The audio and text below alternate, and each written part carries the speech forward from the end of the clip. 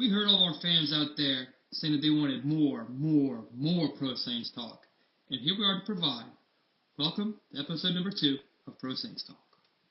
Uptown people like, yeah. People up in Britain like, yeah. Mid-city folks like, yeah. People downtown, man, yeah. Welcome to Pro Saints Talk, the podcast by Saints fans for Saints fans. My name's River Parish Ron. We got George on the line, and we're welcoming Boogie Monster Boogs from overseas. Boogie, how you doing, man? Where you at, Red Stick Ron? Doing great, man. Doing great. It's great to have you on the podcast this week. And we still got our main man, George. George, how you doing? Doing great. Excited to have Boogie here. We needed him last week. Ron, we did a great job on our own, but we needed the extra sauce. We needed the extra pizzazz that Boogie's going to bring us this week. Yeah, Boogie's, Three's company. It's going to be good this week. So let's just get right to it. Boogie, I know you're pretty passionate to chime in on this one. Let's talk about Marcus Davenport, or the lack of Marcus Davenport. What do you got that? for us, Boogie? Who's that? First round draft pick. Gave up another pick for him. I don't know if you heard about him. UTSA. Yeah, we have a dude who we gave 2 draft picks up for, and we need someone in the moment. And man, the guy hasn't practiced. We're 20 practices in. I think he's practiced 4 times maybe, and I know he had the wrist injury, and then he apparently pulled his groin, and then man, I mean, you don't hear anything about it. There's nothing written about it. Maybe an article here. So no, I was just going to say the media is hyping him up pretty good, right? I mean, they were hyping him up at first, but then you don't hear about him. Hey, you're joking, like Buddy. You're joking. Oh, yeah, no. Hey, it's like Buddy D said, pay attention to what the Saints do, not what they say. So, I mean, this guy, I think at best, if he were healthy, you're looking at week 8 at this point. And every week what goes by, you're into week 9, week 10. I mean, this guy's a rookie. He was a project to begin with. And now you're 20 practices in and, you don't even see the guy. And then you watch all the local beat writers and no one even mentions him. It's like, hey, you gave 2 first-round picks, but, they just ignore it. Which, they can't talk about it. They may not get the story. So you can't blame him. But I think he's going to be hurt more than we think. I agree with that, and I think you're right. They're scared to jump in on this. None of the local guys are ready to dive into it and really call the Saints out for what's occurring here. So we traded 2 first-round picks for this guy, and the few times he has practiced, he's getting destroyed. He can't come close to beating any of the linemen on the field already, and he's not even practicing. Boogie just said he's not going to contribute to week 8. He might not contribute all year. How shocked would y'all be if he doesn't even play a snap this year? We just IR him, stash him. Not shocked at all. I mean, I think every week like we talked about last week, though. The media is setting the tone, and like Boogie's saying, nobody's even talking about it. And I feel like it's just going to be one of those things as these weeks go on. You're just going to come to accept the fact that, like Boogie said, who's that? He's going to be an afterthought on this year. And it's just crazy that we're talking about that in week 2 of preseason. You remember when Bird went on IR and when he got hurt in practice, and Peyton came out in the press conference and just said, just a little note, Bird's going to be out on IR this week. It was a clean tear, but he should have a good recovery. That's what's going to happen with Davenport. On one of these weeks, you're just going to hear a little tidbit. Hey, we're just going to IR Davenport. No big deal. And boom, then you'll never hear anything about it until next year. So you're saying Davenport's going to be the draft version of Bird?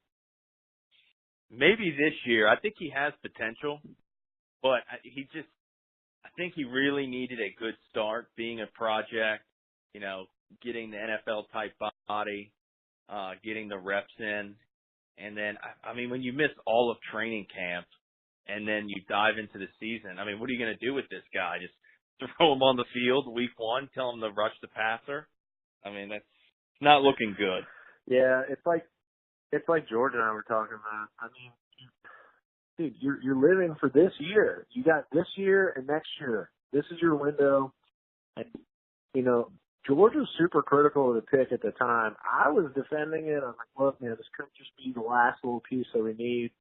But now, I mean, yeah, I'm having a hard time defending this piece, this pick. And we talked about it last week, saying that this is going to be a huge black eye on Ireland, on what's been a good resume so far.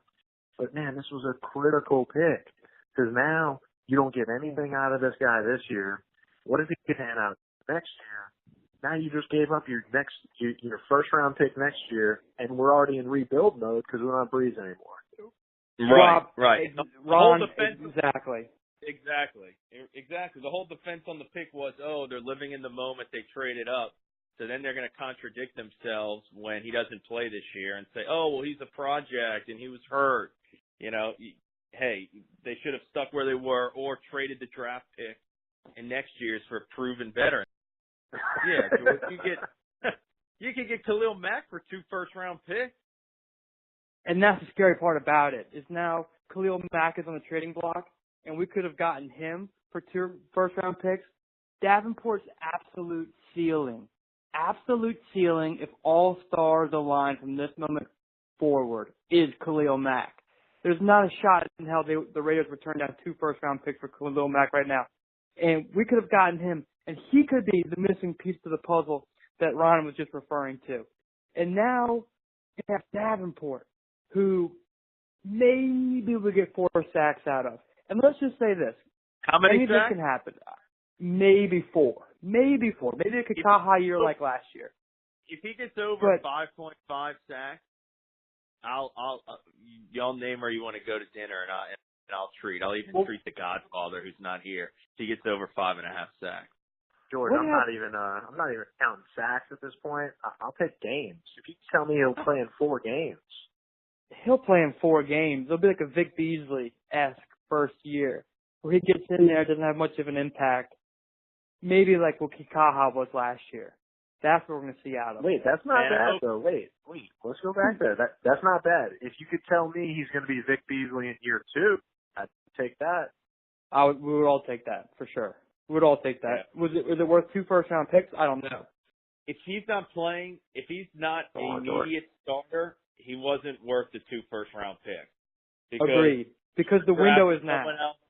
Right, the window's now. So, to me, it's already a bust. Not a bust, but, trading you can't justify at this point. He's not a week 1 starter. I view him at best case scenario like Kiki came in first year. I think he's just going to be this guy where, all around the stadium on 3rd down and Davenport's going to run in and all he's going to do is purely just rush up the field on, 3rd and 11, hopefully get a sack and then run around like crazy. That's all he's going to do. That's at best, if he's not IR. So at this point, I think that's what we're looking for. Just a 3rd down guy for the Rons to get pumped up with. Well, like Ron was alluding to a second ago, let's just say all hell breaks loose. Anything can happen. We could go 1-15 next year. So we go 1-15 hypothetically, and now we have to really start the rebuild life after Drew Brees era. It could happen.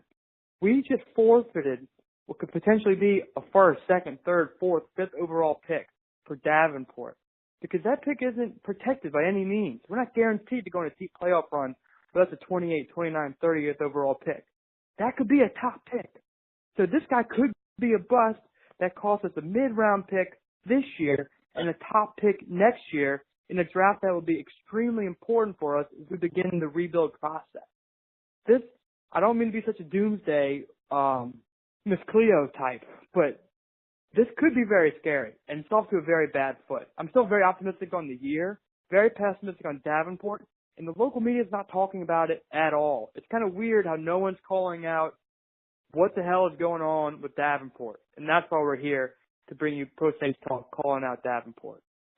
Yeah, well, yeah. I think what you're hitting at, George, what you're hitting at, though, is that's not clickbait for people. What is clickbait is Taysom Hill. Guy went 8 for 9, showed some scramble ability. Hey, led the team in rushing yards. I got a reason to watch week 2. I mean, hey, we'll be in the dome, but hey, we'll be paying attention in those third and fourth quarters. Let's change the topic a little bit. Look, you know, I don't want this to be an all negative podcast. True. What do you think about him? I've had enough of Taysom Hill, man. I mean, when I'm trying to read Saints articles, I don't need 10 articles a week on Hill. I'll pass.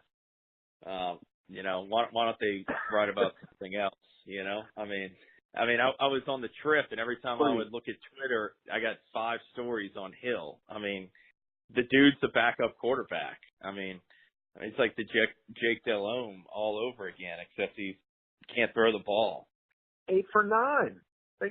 They got to write about that. I didn't watch. George, what do you think? Hey, I didn't watch the game, so I'm looking forward to watching the game. Of course, I'll be there Friday. All right, so wait, we're back in the dome Friday. Folks, catch you up on stats, dude. 8 for 9 for 72 yards, 7 carries, 52 yards, 7.4 average, and don't forget that touchdown at the end. So yeah, I mean, showing a little. I'm just gonna go out and say it. Maybe a little Aaron Brooks ability. Hey, I haven't watched them. I'm gonna watch them Friday. I'll go with the Ron. I'll be watching Hill, seeing what it's all about. At this point, you just have to embrace it. I mean, you're hearing 5 stories, you know, a week or more on Hill. There's not a lot of sexy Pierre Thomas or Lance Morris here, and like Ron said in the beginning about clickbait. This is clickbait because they need to generate excitement on this preseason because there's not a lot of question marks and looming what's going to happen here in big battles. I think we all know who's going to start where for the most part. You know, therefore, they have to make some excitement here. The backup quarterback is finally exciting. And you got a guy out there who's kind of like Marcus Thornton, that he's just exciting and fun. And now, other than the Saints nerds like us, other people are tuning in to the third and fourth quarter to see what Hill's doing. And we've never had a guy like that, especially at quarterback, maybe Adrian McPherson. But the dome would be a frenzy. The dome would be a frenzy if he got in a game for a little while in the regular season, say we're up big, and he started making plays out there. It's fun to watch, and I get it. I'm aboard. The one thing I do like about Hill is him holding. I think that's a nice little touch by Peyton, a little fake field goal in a third quarter playoff game, Riverboat Ron. Well, T. Hill roll out. No doubt. Throw it to your boy Dan Arnold for the first down. They're going to have a whole nother play named after this dude in the Super Bowl. There's going to be the ambush, and there's going to be like, you know, we're going to have a whole nother name for it in the Super Bowl. Just wait. Agreed. Hey, there's going to be a trick play using Taysom Hill. The question is not if, it's when. It's when. I agree. Hey, what do y'all think about the tight end? We were talking about this earlier. Wait, no. Before we get into tight end, I just want to throw in one more thing. Do that. We were just talking about doomsday scenarios, talking about Savage Hill, because Savage, like, he missed some throws for sure, but like the stats don't look that bad. You know, he's still connected on the touchdown, but it was on. Just thinking, doomsday scenario, Breeze goes down, you got Taysom Hill comes in, he's a dual threat quarterback. Just throwing this out there, could you see similar magic a la Aaron Brooks, year 2000, road against the Rams, naked bootlegs, pulling the ball across the goal line? What, for one play, or if he really came in as the starter? I'm talking about, don't you just feel like, look, I know it's been one game. I mean, we had last season, too, to get a little bit of hype going. But Savage isn't going to come in and spark some magic and have one of those storybook magic moments. Quarterback comes in, takes you on a playoff run. Taysom Hill, I could kind of see that. I fully agree. There's something special about this guy. Yeah, possibly. Yeah. I'm going to check it out Friday. Open mind. Hey, I have to. That's all I hear about on the internet is Taysom Hill. So it's just preseason fun. If it really came down to it, it will be a doomsday. Just preseason fun. If anybody's making the fourth quarter of a Saints game fun, other than just us, hell yeah, why not? Yeah, agreed. All right, so Brooks, you want to talk tight ends? Let's talk some tight ends. Another position group that's slacking. You know, the Dan Arnold thing's pretty interesting. Former wide receiver. Saw a couple stories on him. Obviously, I haven't been out to the training camp or anything. But I think he's got some, in Peyton's offense, anyone who can catch the ball has some type of potential. I mean, we said the same thing about Josh Hill making a big leap. But I don't know if Arnold's going to make the team. But if he does make the team, that's interesting. But he can't really block, so I don't know. You know, if he's in the game, they know they're throwing him the ball. But as part of the position group, I mean, who we got? Watson, we got Hill, and Aluhu. So, I mean, who's going to be catching the ball? Yeah, well, hey, and don't forget about the rookie from Western Kentucky, Yelder. Right. Oh, and Yelder, right. So, right. Did he make the team? Yeah. No, practice squad at best. Yeah, I mean, based on the first game, I don't think so. So they like Garrett Griffin a lot, and the fact that you haven't heard a thing about him yet, you hadn't cracked the roster. So, let's go back to Dan Arnold, because I mean, that's kind of one of those Peyton projects, huh? Converted wide receiver, 6'6". Is this another secret that only him and Ireland know about? Are you asking, is this a Jimmy Graham or a Zach Hilton? I smell more Zach Hilton than Jimmy Graham on this. Old Zach Hilton. I mean, there's potential. Well, okay. You think he'll make the team? Topic. No, he won't make the team. Because we got 4 good tight ends. The tight ends that are going to make the team are going to be Humain if he stays healthy, Hill, and Watson. And then Griffin's that got the next guy in. These other guys are pet projects. They're going to be on the practice squad. How do you think Watson's going to play this year? If he plays 16 games, he'll get you 550 yards and 5 touchdowns. Yeah. I think he'll do more than that. He'll be a solid. A lot of weapons on the team. I think. Well, how many yards? Watson played 16 games. How many yards? Man, I don't know. I have no idea. It's just a wild card for me. I mean, are they going to throw him the ball? I mean, I guess they have to. I mean, if he's in the game. I feel like he's going to be a third down. Of course they're going to throw him the ball. I think he's going to be a third down red zone guy, Yeah, I think a good 30 to 40 yards a game, 6 targets, 3 or 4 catches, and a touchdown here or there. That's about the most you could get out of him. But going back to what we talked about earlier, had Davenport not been used on Davenport and we used that pick on a tight end, like a boy Jasecki or Godert, and we had a badass tight end in our offense with Mike Thomas, Kamara, Ingram, Ginn, and just that added weapon, right. The offense would be unstoppable. Instead, we have a defensive end on the sideline. Right. Not trying to beat a dead horse here, but imagine if that pick was used offensively. Yeah, it's going to come back to haunt. It's going to come back and bite us. Yeah, but, okay, tight end, not an easy position to come in as a rookie and just hit the ground running. I mean, when was the last rookie tight end that came in and really made a splash? Evan Ingram last year for the Giants. Had a great year, Ingram did. Jimmy Graham kind of struggled at first. He didn't get much playing time. At the end of the year, he kind of came on late in the year. Yeah, that's what I'm hoping with Davenport. Yeah, that's the best case for Davenport. Agreed. All right, what about? I'm telling you, George, you kind of got me excited. George, you kind of got me excited, man. When you mentioned Vic Beasley, I'm like, dude, if Davenport can give me those 4 sacks in the last 3 weeks, and then go into 2019 and give me freaking 15 sacks like Beasley, I'm happy.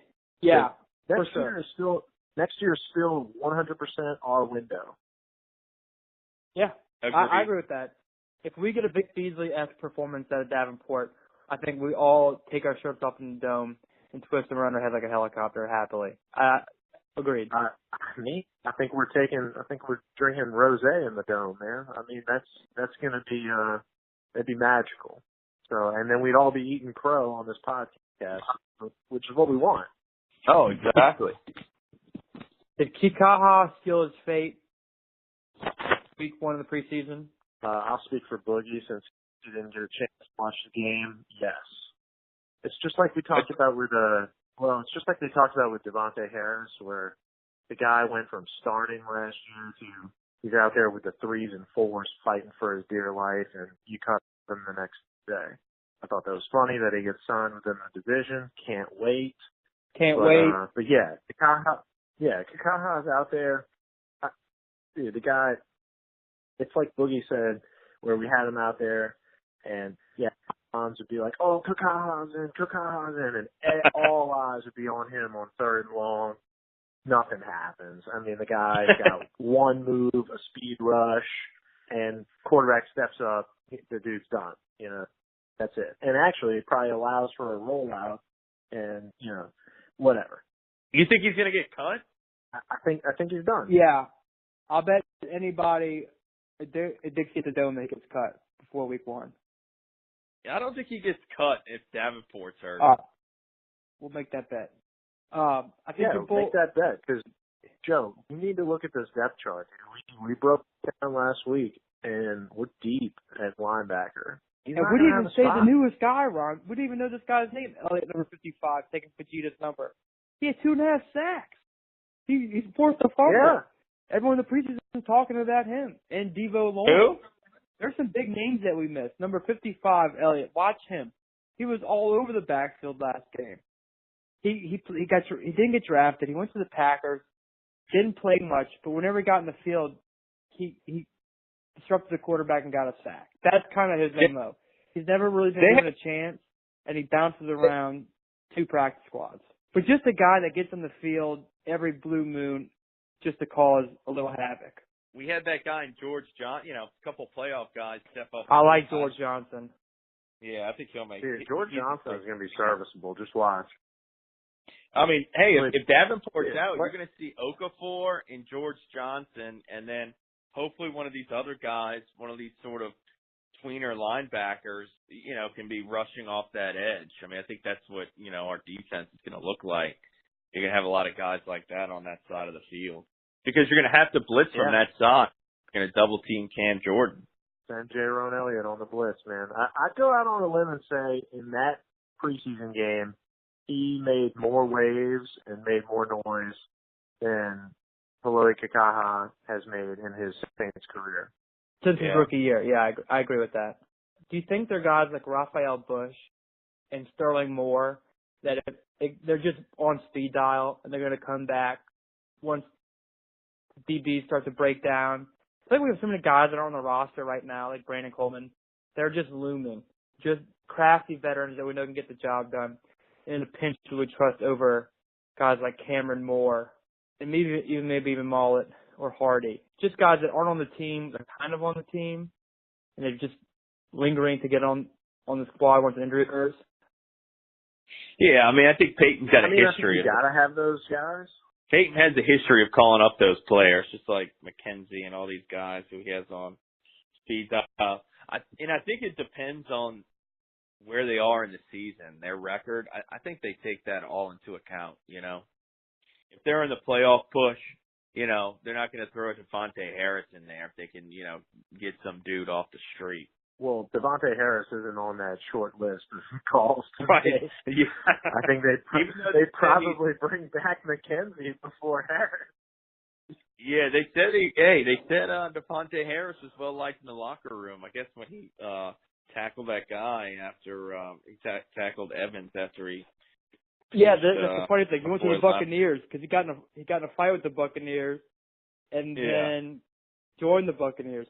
Now, do you really think that they think that he's good, or do you think they're just using him to dissect our defensive playbook and maybe even offensive playbook because he's going against offense all the time? Do you think they really think he's good, or are they just using him as a mole? No, I think they're using him as a mole. I even read something on one of the Tampa Bay local beats was he's a long shot to make the team. Let me just provide this hot take. If Devante Harris provide any insights on our defensive playbook, then I mean he fooled the fuck out of us. Right? Too fucking shit. Hey, you know who's also been MIA who I wanted to bring up when we're talking about that is Meredith. When we're talking about pass catchers. Yeah. I mean, not totally MIA, because you had those first reports that were like, oh man, he's running good. Gosh, he looks like another Mike Thomas out there. But yeah, like all of a sudden in the past 3 days, news has been pretty grim. And when I say grim, I mean like non-existent. Nobody's talking. Almost feels like Davenport. Yep. Guys, if he can't go, I'm very optimistic. Realistically, fantasy-wise, for Traquan Smith. Yeah. He's someone that no one nationally knows about that could have a hell of a season. He had a great first game. He caught the ball cleanly, beautifully, ran great routes, was very confident that first preseason game. If we throw him in there, you could expect big numbers from a rookie third-round wide receiver. I really like Traquan Smith. I mean, I prefer Meredith, but I'm ready to roll with Smith. I agree. And the thing about Meredith is we were talking on the phone earlier, Georgie. If Meredith comes in, I mean, he needs the reps, but not the reps as much as Davenport. I mean, Meredith could miss 4 weeks and come in and get healthy and make an impact, you know. I don't think it's true. I'm not as worried about Meredith as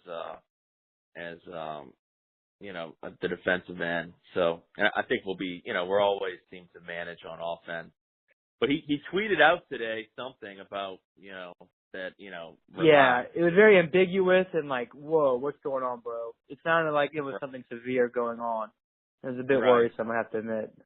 I found you can't really put too much stock into these guys' tweets. They always sound so over dramatic about just oh man, somebody's talking smack, about whatever. But you'd read their tweet and be like, man, who died?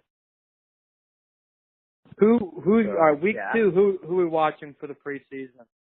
I think we were saying the running backs week 1. And I said in the podcast, it's funny when you predicting the podcast and it goes well. I said, watch Jonathan Williams. That's going to be our guy as the Ingram replacement. And he definitely looked the best. Can he do that again week 2? That's something I'm watching for. And I like to see Traquan Smith do it again.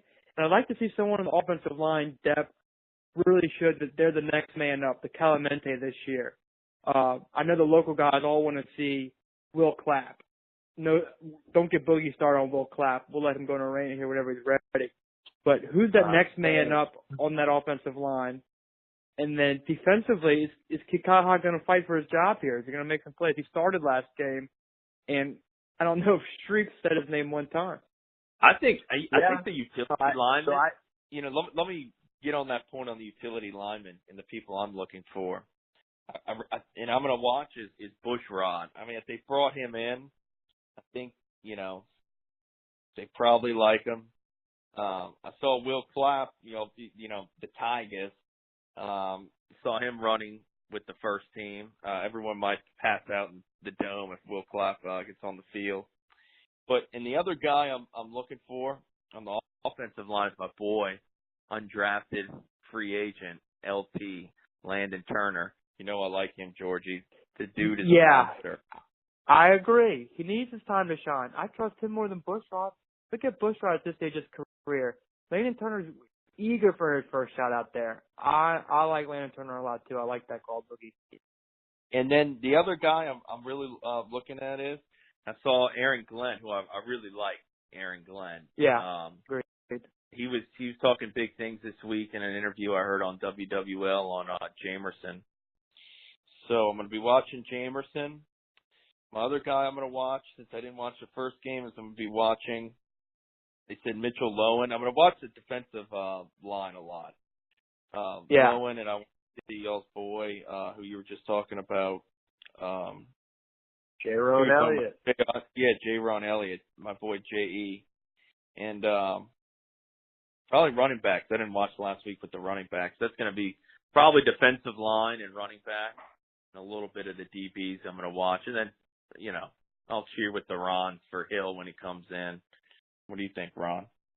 Who you looking for? Yeah, baby Bugs. Hey, I love that you're buying into the Hill hype. Might as well go all in. It's I fun. think I'm still on the running backs just because I still don't think we really answered anything last week. So, Boston Scott really, not a whole lot to even speak of. We're really hoping to see a lot out of him. So I'm going to be looking at him. Also, I'm going to be looking for repeat performance out of Traquan Smith. We already just got done talking about how much we're looking forward to him really being a contributor, and we need him to be if Meredith's going to be out. So I'm going to be looking for an encore. And then, I'm with you. I like to look at the trenches in preseason. Like to look at a lot of like those one-on-ones. We didn't talk about Tyler Davison. I thought he had a really strong game. I feel really good about our starting D line. So those are just a couple of things I'll be looking at. Who last week? Who looked the best for running back? I know y'all mentioned it earlier. Who Jonathan Williams. Yeah. Jonathan Williams. So you think he's going to Shane start? Vereen was terrible. Shane Vereen, he could have handed the ball to one of us, and we could have had the same impact. Really? Oh yeah. George, it's a small sample size. It's one game. Agreed. Agreed. But you can kind of tell what he is. What about Terrence West? Did he play?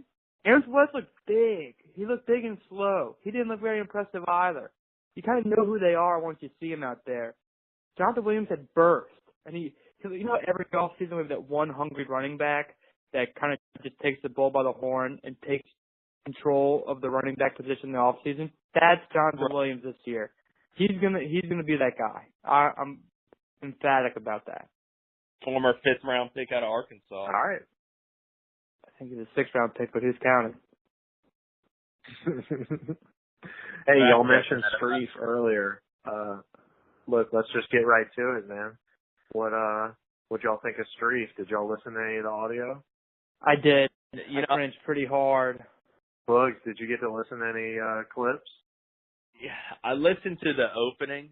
Obviously, I was out of town, so I was overseas. I didn't get to listen to WWL, but I did listen to the opening statement. How Jim Henderson would give his little spiel before, and Yep. It needed a little work. It's hard to listen to it after you listen to Henderson say it so long. But man, it was a little rough. And Streif's in a tough spot. It's just not going to be like Henderson. And there has to be. And I know y'all talked about it last week. I don't know what angle they're trying to take to get Streif in. It's not Streif's fault. Hey, we would take that job if we were offered the job. It's just he's in a tough position here, and obviously, sure he's on contract. They're going to hang on to him at least 2 years. So hopefully it's encouraging when he tweets, "I'm trying to get better," but I don't know, man. You know what? After our first podcast, I listened to it with Ron, and I went over a couple of times, and I cringed myself. So it's hard to hate on Streif because it was our first podcast, and I feel like, boy, we were stiff and awkward our fair share.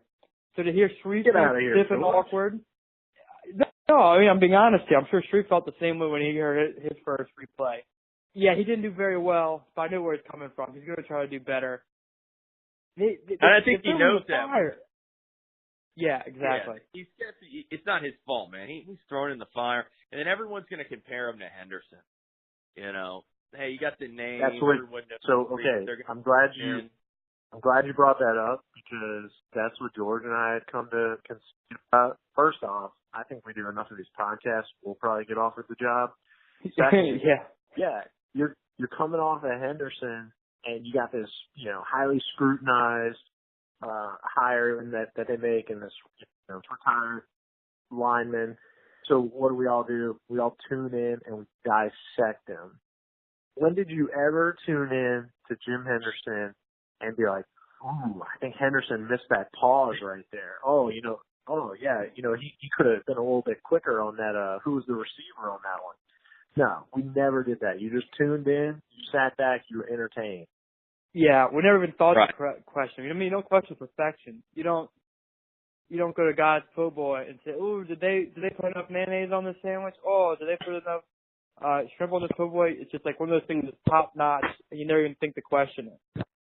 Right. But you go to someplace new, you get a new. Hey, you go to a Coca-Cola shop. What are you gonna do? You're gonna Question dissect it. Yeah, we were I so think close Street- for so long.